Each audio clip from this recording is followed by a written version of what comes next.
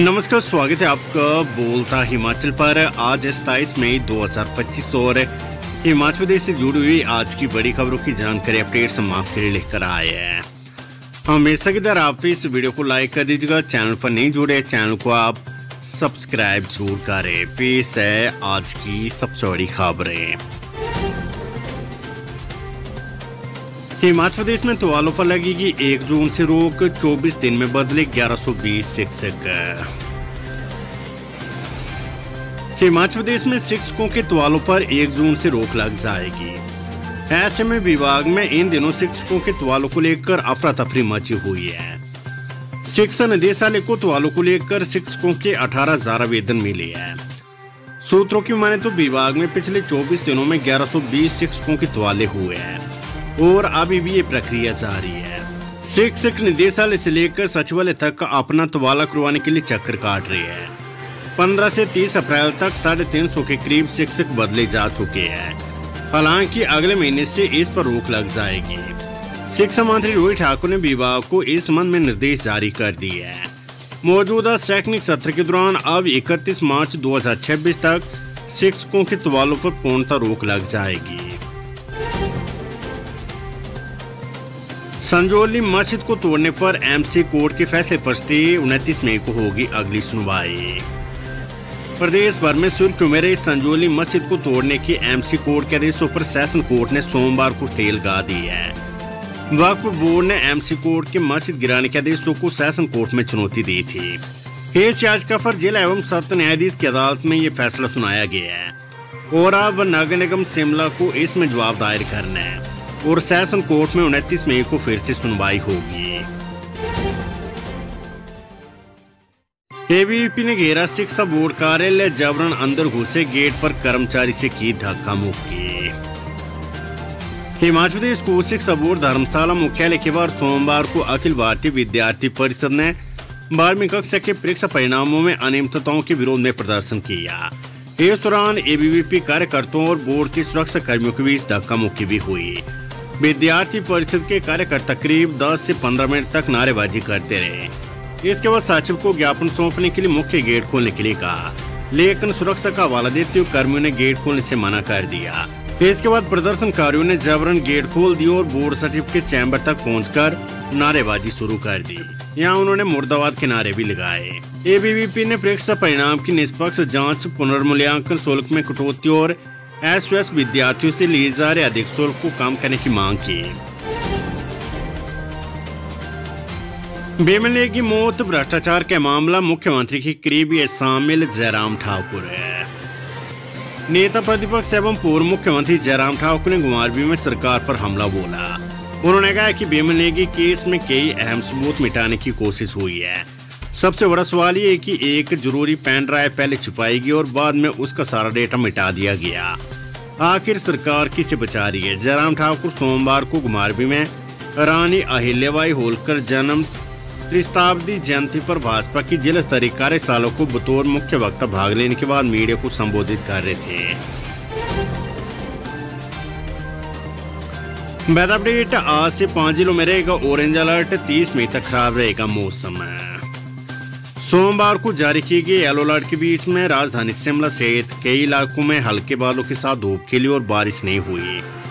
अपितु ऊना के अधिकतम तापमान में उछाल आया है।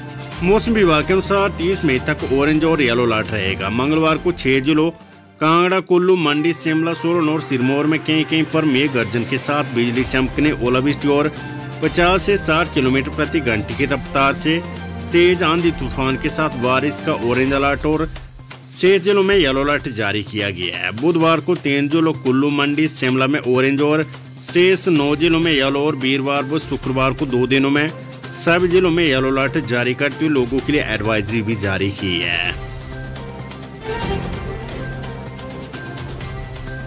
29 मई को होगा डीएलएड कॉमन एंट्रेंस टेस्ट का आयोजन, एडमिट कार्ड जारी। हिमाचल प्रदेश स्कूल शिक्षा बोर्ड द्वारा 2 वर्षीय डिप्लोमा इन एलिमेंट्री एजुकेशन सत्र 2025-27 हेतु कॉमन एंट्रेंस टेस्ट 2025 का आयोजन 29 मई को प्रदेश स्तर पर स्थापित 87 परीक्षा केंद्रों में किया जा रहा है। बोर्ड सचिव डॉक्टर मेजर विशाल शर्मा ने बताया कि अभ्यर्थी अपना एडमिट कार्ड बोर्ड की आधिकारिक वेबसाइट पर जाकर डाउनलोड कर सकते हैं। मंत्री राजेश त्रिमानी बोले, शिमला कुल्लू कांगड़ा के लिए बनेगा विकास का क्षेत्रीय प्लान। हिमाचल प्रदेश के 3 जिलों शिमला कुल्लू और कांगड़ा के लिए विकास का क्षेत्रीय प्लान बनेगा, जबकि बजट मिलने पर पूरे प्रदेश के लिए डेवलपमेंट प्लान भी बनाया जाएगा। सोमवार को सचिवालय में पत्रकार वार्ता के दौरान नगर एवं ग्राम नियोजन मंत्री राजेश त्रिमानी ने जानकारी दी। उन्होंने कहा कि टीसीपी के नियमों में निर्माण से भूकंप, भूस्खलन, अग्निकांड सहित आपदा में नुकसान को कम किया जा सकता है।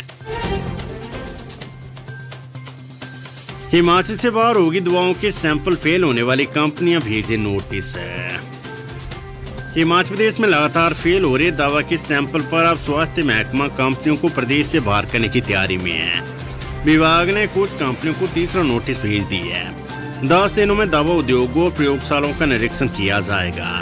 इस दौरान कंपनियों को दवाओं की गुणवत्ता बरकरार रखने के निर्देश दिए जाएंगे। सोलन अस्पताल में औचक निरीक्षण के दौरान पत्रकारों से अनौपचारिक बातचीत में स्वास्थ्य मंत्री कर्नल धनीराम सांडेल ने कहा कि प्रदेश में स्थापित कई कंपनियां गुणवत्ता का ध्यान नहीं रख रही है। इस कारण लगातार सैंपल फेल हो रही है। कई कंपनियों के 3 से अधिक बार सैंपल फेल हो गया है। निरीक्षण के दौरान कोई कमी पाई जाती है तो तुरंत उसे दुरुस्त करने के निर्देश दिए जाएंगे।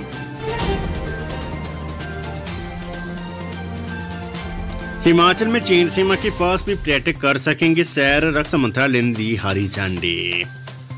हिमाचल प्रदेश के मुख्यमंत्री सुखविंदर सिंह सुक्खू के प्रयासों से अब पर्यटक भी चीन सीमा से सटे किन्नौर और स्पीति के संवेदनशील इलाकों का दीदार कर सकेंगे। रक्षा मंत्रालय ने सीमावर्ती क्षेत्रों में पर्यटन गतिविधियों को बढ़ावा देने के लिए राज्य सरकार की इस पहल को अनुमति दे दी है। हिमाचल प्रदेश में शिक्षकों का अनशन जारी, महिला टीचर भी धरने पर बैठी, सुक्खू सरकार को दी चेतावनी। राजकीय प्राथमिक शिक्षक संघ का अनिश्चितकालीन क्रमिक अनशन सोमवार को दूसरे महीने में प्रवेश कर गया। क्रमिक अनशन का 1 महीना पूरा होने पर रोज स्वरूप महिला अध्यापकाएं अनशन पर बैठी। महिला शिक्षकों ने सरकार को चेतावनी दी कि यदि सरकार उनकी मांगों को नहीं सुनती तो पूरे प्रदेश में सभी महिला शिक्षक शिमला में आकर धरने में शामिल होगी। हिमाचल प्रदेश में सरप्लस टीचर शिक्षकों को बदलेगी सरकार, स्कूलों से 7 दिनों में मांगा रिकॉर्ड है। हिमाचल प्रदेश के सरकारी स्कूलों में सरप्लस प्रशिक्षित स्नातक शिक्षक टीटी को बदला जाएगा। युक्तिकरण की प्रक्रिया के तहत इन्हें ऐसे स्कूलों में भेजा जाएगा जहां पर पद खाली है। निदेशक स्कूल शिक्षा विभाग आशीष कोहली की ओर से इस संबंध में सभी स्कूलों के प्रधानाचार्य और मुख्य अध्यापकों को चिट्ठी भेजी गई है। चिट्ठी के साथ एक फॉर्मेट भी भेजा गया है। स्कूलों को तय फॉर्मेट के अनुसार पूरा रिकॉर्ड 7 दिनों के भीतर शिक्षा निदेशालय को भेजने को कहा गया है। हिमाचल प्रदेश के सभी सरकारी और निजी स्कूलों में स्काउट्स एंड गाइड्स की यूनिट अनिवार्य।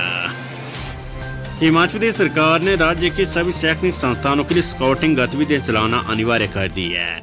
इसी कड़ी में विभाग ने सभी सरकारी और निजी स्कूलों में स्काउट्स एंड गाइड्स यूनिट शुरू करने के निर्देश दिए हैं। इसके तहत स्कूलों को रजिस्ट्रेशन कार्य जल्द पूरा कर इसकी रिपोर्ट देने को कहा गया है।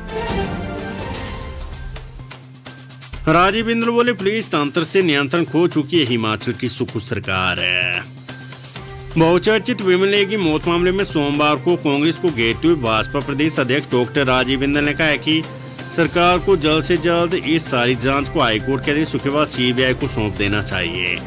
प्रदेश की बिगड़ती कानून व्यवस्था पर भारतीय जनता पार्टी ने राज्य सरकार को कटघरे में खड़ा कर दिया है। सोमवार को धर्मशाला में पत्रकार वार्ता के दौरान भाजपा प्रदेश अध्यक्ष डॉक्टर राजीव बिंदल ने शिमला के एसपी और डीजीपी के बीच चल रही तनातनी का जिक्र करते हुए कहा कि प्रदेश में कानून राज नहीं बल्कि अराजकता का माहौल बन चुका है। बिंदल ने आरोप लगाया कि सरकार पुलिस तंत्र पर पूरी तरह से नियंत्रण खो चुकी है और आम जनता की सुरक्षा सुनिश्चित करने में विफल रही है।